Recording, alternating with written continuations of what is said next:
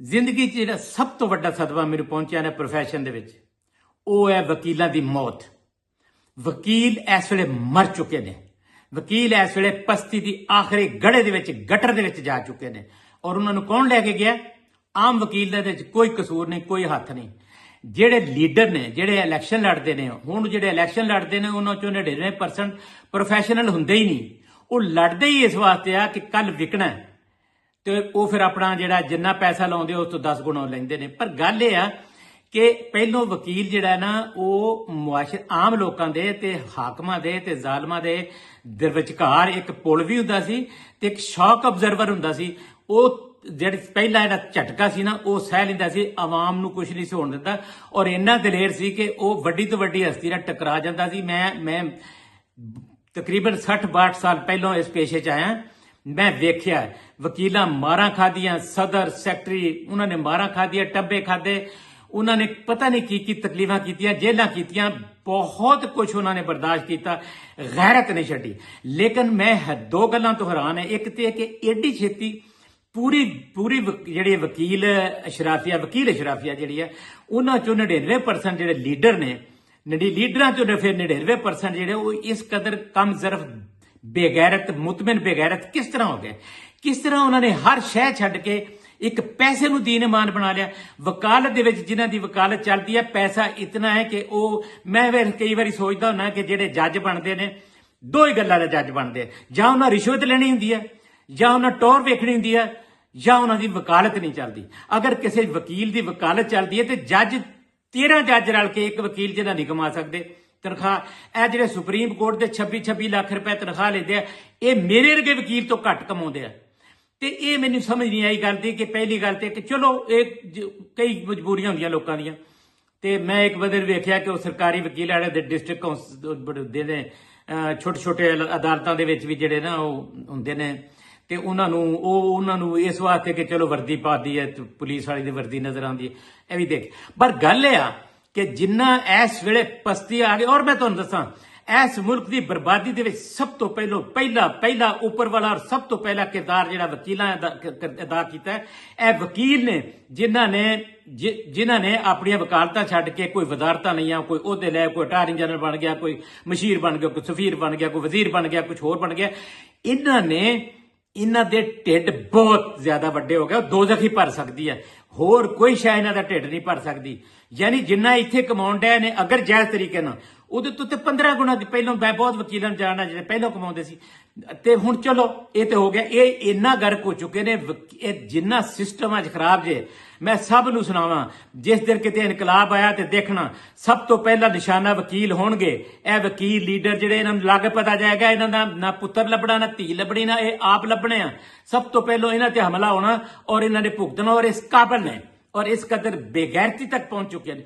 ਅੱਗੋਂ ਆ ਜਾਓ ਅਦਲੀਆ ਦੇਖੋ ਜੀ, ਉਹ ਸਰਕਾਰੀ ਮੁਲਾਜ਼ਮ ਨੇ ਔਰ ਪਹਿਲੇ ਦਿਨ ਤੋਂ ਅਦਲੀਆ ਜਿਹੜਾ ਜੱਜ ਆਉਂਦਾ ਉਹਦੇ ਸਾਹਮਣੇ ਉਹ ਨਹੀਂ ਹੁੰਦਾ, ਉਹਦੇ ਸਾਹਮਣੇ ਇਹੀ ਹੁੰਦਾ ਕਿ ਇੱਕ ਟੌਰ ਹੋਏਗੀ, ਮੈਂ ਜੱਜ ਆ, ਤੇ ਦੂਜਾ ਜਾਂ ਰਿਸ਼ਵਤ ਹੋਏਗੀ।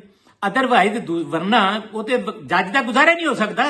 ਜੱਜ ਦੀ ਤਨਖਾਹ 'ਚ ਗੁਜ਼ਾਰੇ ਹੁਣ ਤੇ ਫਿਰ ਵੀ ਚਲੋ 2-4 ਲੱਖ ਤੱਕ ਚਲੀ ਗਈ ਛੋਟੀਆਂ ਅਦਾਲਤਾਂ 'ਚ ਵੀ। ਪਹਿਲੋਂ ਚੰਦ ਹਜ਼ਾਰ ਹੁੰਦੇ ਸੀ, ਐਡੇ ਡੱਬਿਆਂ 'ਚ ਬੈਠੇ ਹੁੰਦੇ ਸੀ, ਨਾ ਉੱਤੇ ਕੋਈ ਏਸੀ ਸੀ, ਨਾ ਫਿਰ ਵੀ ਮਰੇ ਜਾਂਦੇ ਸੀ ਜੱਜ ਬਣਨ ਵਾਸਤੇ। ਹੁਣ ਵੀ ਮਰੇ ਜਾਂਦੇ ਨੇ। ਲੇਕਿਨ ਹੁਣ ਵੀ ਅਗਰ ਕਿਸੇ ਸਿਵਲ ਜੱਜ ਨੂੰ 5 ਲੱਖ ਰੁਪਇਆ ਮਿਲਦਾ ਤੇ ਕੀ ਹੈ? ਸਿਵਲ ਜੱਜ ਤੋਂ ਸੈਸ਼ਨ ਜੱਜ ਤੇ ਸਿਵਲ ਜੱਜ ਤੁਹਾਨੂੰ ਪਤਾ ਕਿੰਨਾ ਕੰਮ ਕਰਨਾ ਪੈਂਦਾ। ਸੈਸ਼ਨ ਜੱਜ ਨੂੰ ਕਿੰਨੇ ਕੇਸ, ਜਿਹੜੀ ਮੈਂਡੇਟਰੀ ਹੈ ਕਿ ਇੰਨੇ ਮਰਡਰ ਕੇਸ ਤੂੰ ਹਰ ਮਹੀਨੇ ਕਰ ਰਹੇ ਆ। ਉਹ ਸਾਡਾ ਇੱਕ ਦੋਸਤ ਹੈ, ਉਹ ਕਹਿੰਦਾ ਸੀ, ਮੈਂ ਇੱਕ ਦਿਨ ਹਰ ਵੇਲੇ ਕਹਿੰਦਾ ਸੀ ਇਸ ਮਹੀਨੇ ਕੋਈ ਮਰਡਰ ਹੀ ਨਹੀਂ ਹੋ ਸਕਿਆ, ਤੇ ਮੇਰੀ ਬੀਵੀ ਪੁੱਛਦੀ ਵੀ ਇਹ ਕੀ ਗੱਲ।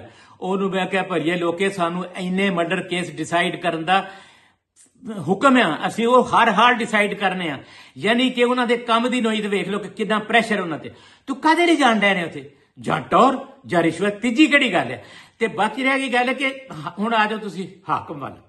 ਹਾਕਮ ਜਿਹੜਾ ਹੈ ਨਾ, ਪਹਿਲੋਂ ਠੀਕ ਹੈ ਹੁਕਮਰਾਨੀ ਕਰਦੇ ਸੀ, ਇਲੈਕਸ਼ਨ ਲੜ ਕੇ ਆਉਂਦੇ ਸੀ, ਉਹ ਦੋ ਕੰਮ ਕਰਦੇ ਸੀ, ਚੱਟੀ ਵੀ ਲੈਂਦੇ ਸੀ, ਲੁੱਟਦੇ ਵੀ ਸੀ, ਟੌਰ ਵੀ ਕਰਦੇ ਸੀ, ਤੂਤੀਆਂ ਨਕਾਰੇ ਵੀ, ਪ੍ਰੋਟੋਕੋਲ ਵੀ ਜਾਇਆ ਕਰਦੇ, ਸਾਰਾ ਕੁਝ ਕਰਦੇ ਸੀ। ਲੇਕਿਨ ਇੱਕ ਚੀਜ਼ ਰੱਖਦੇ ਸੀ ਉਹਨਾਂ ਹਾਕਮਾਂ 'ਚ ਥੋੜੀ ਜਿਹੀ ਗੈਰਤ ਹੈ ਸੀ, ਮਨਸੂਬੇ ਬਣਾਉਂਦੇ ਸੀ, ਮੁਲਕ ਦਾ ਖਿਆਲ ਕਰਦੇ ਸੀ, ਬਾਹਰੋਂ ਆਪਣੀ ਫਾਰ ਪੋਲਿਸੀ ਦਾ ਖਿਆਲ ਕਰਦੇ ਸੀ, ਮੁਲਕ ਦੀ ਇੱਜ਼ਤ ਦਾ ਖਿਆਲ ਕਰਦੇ ਸੀ, ਆਵਾਮ ਵਾਸਤੇ ਕੁਝ ਨਾ ਕੁਝ ਕਰਦੇ ਸੀ, ਦਿੰਦੇ ਸੀ ਮਨਸੂਬੇ, ਦਿੰਦੇ ਸੀ।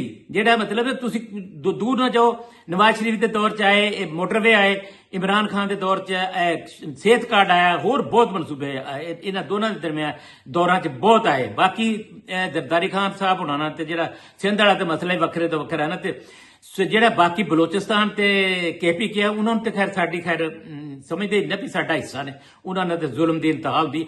ਲੇਕਿਨ ਹੁਣ ਜਿਹੜੇ ਹੁੰਦੇ ਹੁਕਮਰਾਨ ਨੇ ਉਹ ਇਹ ਨਹੀਂ ਸੋਚਦੇ, ਉਹ ਉਹਨਾਂ ਵਰਕਾ ਹੀ ਪਾੜ ਦਿੱਤਾ ਹੈ, ਉਹ ਵਰਕਾ ਹੀ ਪਾੜ ਦਿੱਤਾ ਜਿਹੜੀ ਬਿਹਤਰੀ ਵਾਸਤੇ ਮੁਲਕ ਵਾਸਤੇ ਕੁਝ ਕਰਨਾ ਉਹ ਨਹੀਂ, ਅਲਫ ਨੰਗੇ ਫਿਰਦੇ ਨੇ ਤੇ ਬੜੇ ਇਹਦੇ 'ਚ ਖੁਸ਼ ਨੇ। ਹੁਣ ਆ ਜੋ ਸਹਾਫਤ, ਪਹਿਲੋਂ ਸਹਾਫਤ ਆਵਾਮ ਦੋਸਤ ਹੁੰਦੀ ਸੀ, ਪਹਿਲੋਂ ਸਹਾਫਤ ਖਲੋ ਜਾਂਦੀ ਸੀ ਜ਼ੁਲਮ ਦੇ ਖਿਲਾਫ। ਪਹਿਲੋਂ ਸਹਾਫਤ ਜਿਹੜੀ ਆ ਉਹ ਵਕੀਲਾਂ ਤਰ੍ਹਾਂ, ਵਕੀਲ ਤੇ ਸਹਾਫਤ ਇਹ ਦੋ ਪਿੱਲਰ ਐਸੇ ਸੀ ਜਿਹੜੇ ਵੱਡੇ ਵੱਡੇ ਜ਼ੁਲਮ ਦੇ ਅੱਗੇ ਖਲੋ ਜਾਂਦੇ ਸੀ, ਮਰ ਜਾਂਦੇ ਸੀ, ਬਾਹਰ ਜਾਂਦੇ। ਹੁਣ ਸਹਾਫੀ ਐਸੇ ਵੱਡੇ ਵੱਡੇ ਨਾਂ ਵਾਲੇ ਮਤਲਬ ਅਨਸਾਰ ਅਬਾਸੀ ਕਿੱਡਾ ਵੱਡਾ ਨਾਂ ਹੈ, ਤੇ ਬਾਕੀ ਬਹੁਤ ਸਾਰੇ, ਮੈਂ ਉਹਦਾ ਇੱਕ ਦਾ ਨਾਂ ਲੈਣਾ, ਉਹਦੀ ਦਾੜੀ ਦੇਖੋ, ਉਹਦਾ ਸਟਾਈਲ ਦੇਖੋ, ਤੇ ਬੋਲਣ ਦਾ ਸਟਾਈਲ ਦੇਖੋ, ਇਸ ਤਰ੍ਹਾਂ ਮਾਸੂਮਾਨਾ ਬੋਲਦਾ, ਇਸ ਕਦਰ ਮੁਤਮਿਨ ਬਗੈਰਤ ਹੈ, ਇਸ ਕਦਰ ਘਟਿਆ ਹੈ, ਇਸ ਕਦਰ ਉਹ ਟਾਊਟ ਹੈ, ਇਸ ਕਦਰ ਉਹ ਨੁਮਾਇੰਦਾ ਹੈ, ਇਸ ਕਦਰ ਉਹ ਮਤਲਬ ਮਾਊਥ ਪੀਸ ਹੈ, ਇਸ ਕਦਰ ਉਹ ਲਾਊਡ ਸਪੀਕਰ ਹੈ ਕਿਸੇ ਬੰਦੇ ਦਾ, ਹਕੂਮਤ ਦਾ, ਕਿ ਨਾ ਉਹਨਾਂ ਨੂੰ ਸ਼ਰਮ, ਉਹਨੂੰ ਆਪਣੀ ਸ਼ਕਲ ਜੋ ਸ਼ੀਸ਼ੇ 'ਚ ਵੇਖਦੇ ਆ, ਭਾਵੇਂ ਸ਼ੀਸ਼ਾ ਪੁੱਠੀ ਸ਼ਕਲ ਦਿਖਾਉਂਦਾ, ਉਹਨਾਂ ਨੂੰ ਹਯਾ ਨਹੀਂ ਆਉਂਦਾ, ਕਰਨ ਕੀ ਡਿਆ। ਅੱਛਾ ਚਲੋ ਇਹ ਹੋ ਗਿਆ। ਹੁਣ ਆ ਜਾਓ ਜੀ ਤੁਸੀਂ ਆਵਾਮ ਪਹਿਲਾਂ ਹੁੰਦਾ ਸੀ ਮਤਲਬ ਕਰਦੇ ਸੀ ਯਾਰ ਮੇਰਾ ਥਾਣੇ ਹੋ ਜਾਏਗਾ, ਕੰਮ ਹੋ ਜਾਏ, ਇੱਧਰ ਹੋ ਗਿਆ। ਹੁਣ ਆਵਾਮ ਵੀ ਇੱਕ ਖਾਸ ਚੀਜ਼ ਤੋਂ ਉੱਤੇ ਨਾ ਗਏ, ਆਵਾਮ ਵੀ ਮੁਤਮਿਨ ਬੇਗੈਰਤ ਹੋ ਗਏ ਨੇ, ਆਵਾਮ ਦੀ ਵੀ ਖਾਹਿਸ਼ਾਤ ਬਹੁਤ ਹੋ ਗਈਆਂ ਕਿ ਮੈਂ ਉਹਨੂੰ ਵੋਟ ਦਿਆਂ, ਉਹਦੇ ਨਾਲ ਚੱਲਾਂ, ਉਹਦੇ ਨਾਲ ਸਾਥ ਦਿਆਂ, ਜਿੱਥੇ ਮੇਰਾ ਵੀ ਕਰੋੜਾਂ ਅਰਬਾਂ ਦਾ ਪ੍ਰੋਗਰਾਮ ਹੋਵੇ ਤੇ ਕਰੋੜਾਂ ਅਰਬਾਂ ਦਾ ਕਰਦੇ ਆ, ਇਹ ਨਹੀਂ ਕਰਦੇ।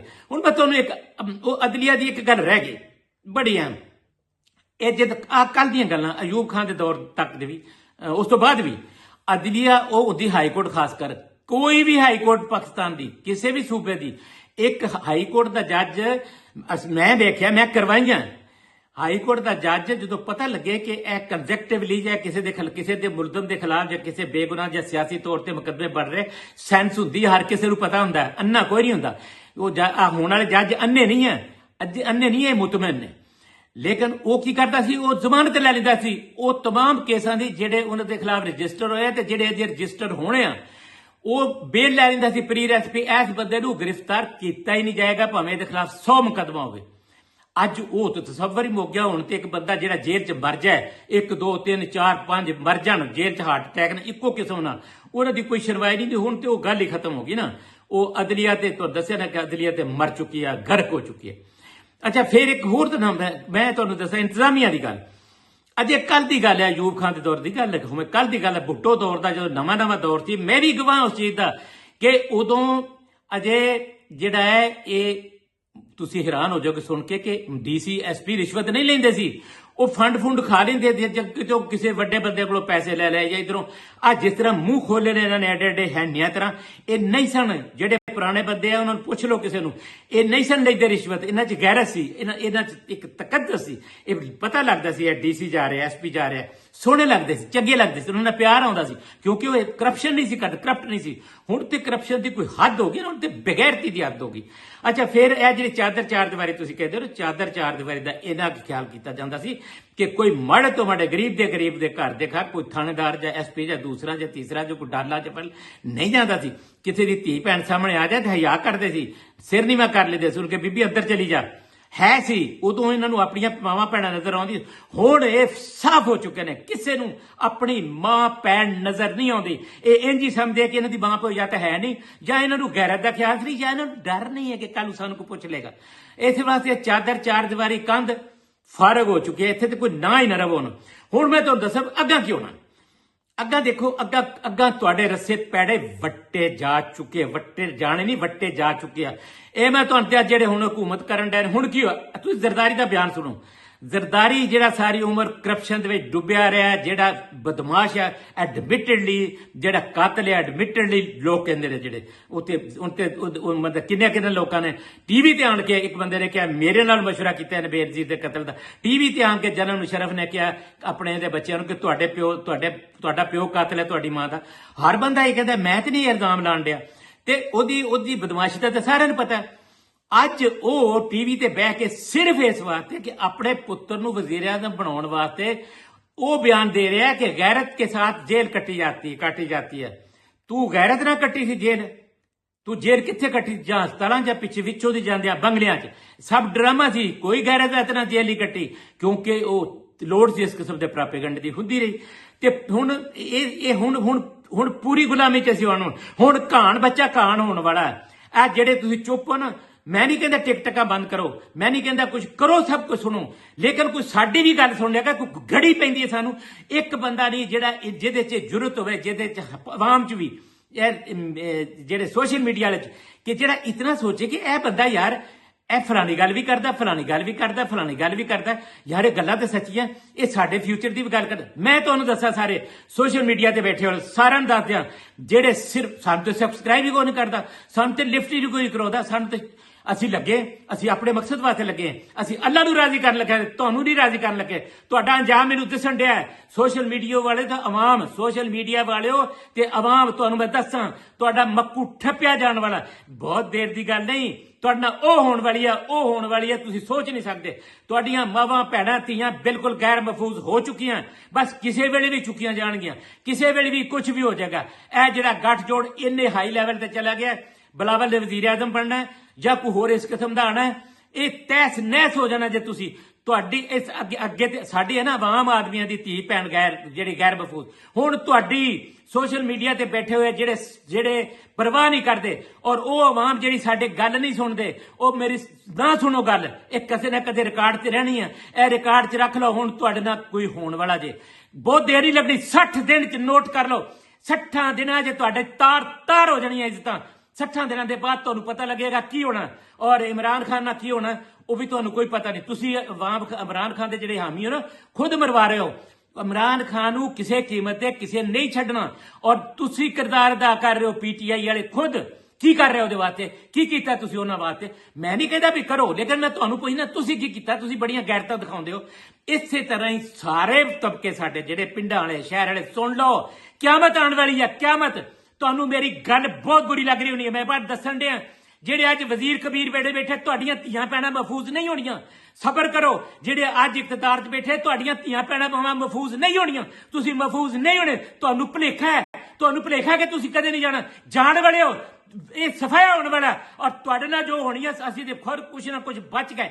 ਤੁਹਾਡੀ ਇੱਕ ਜਿਹੜੀ ਲੀਰ ਹੋਣੀ ਆ, ਤੁਸੀਂ ਲੀਰ ਹੋਣਾ। ਤੁਹਾਡੀ ਨਾ ਦੁਨੀਆ ਰਹਿਣੀ ਹੈ, ਨਾ ਆਖਿਰਤ ਰਹਿਣੀ, ਕੁਝ ਵੀ ਨਹੀਂ ਰਹਿਣਾ। ਤੁਸੀਂ ਇੱਥੇ ਵੀ ਜ਼ਲੀਲ ਹੋਣਾ, ਅਗਲੇ ਜਾਨ ਵੀ ਜ਼ਲੀਲ ਹੋਣਾ। ਤੁਹਾਡੇ ਵਾਸਤੇ ਇੱਕ ਅੰਜਾਮ ਹੈ ਜਿਹੜਾ ਕਿ ਤੁਸੀਂ ਮਰਨਾ ਤੇ ਤੁਸੀਂ ਬੇਇੱਜ਼ਤ ਹੋਣਾ, ਤੁਸੀਂ